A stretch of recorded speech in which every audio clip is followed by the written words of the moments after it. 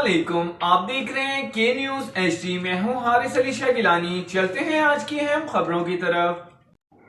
رخ کریں گے میلسی کا، جہاں سے رپورٹ کر رہے ہیں ہمارے نمائندے محمد مختار سولنگی۔ کراچی سے لاپتہ ہونے والی ایک اور لڑکی نے اپنی مرضی سے میلسی میں نکاح کر کے گھر بسا لیا۔ دینار میلسی کے علاقے مجسٹریٹ کو بیان قلم بند کرواتے ہوئے کہا کہ کسی نے اغوا نہیں کیا، اپنی مرضی سے شادی کی ہے اور اب گھر والے جان کے دشمن بن گئے ہیں، مجھے تحفظ فراہم کیا جائے۔ کراچی سے لاپتہ ہونے والی دینار نامی لڑکی میلسی میں مل گئی، جس نے کچا کوٹ میلسی کے رہائشی اسد عباس نامی شخص سے نکاح کر لیا ہے۔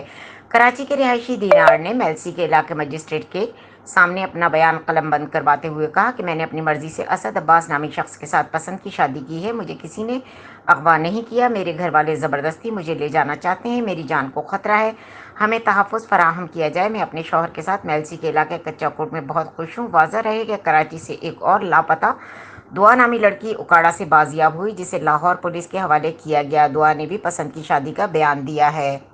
مزید خبروں اور اپڈیٹس کے لیے ہمارے ساتھ رہیے گا، تب تک کے لیے اپنا خیال رکھیے گا۔ اللہ حافظ۔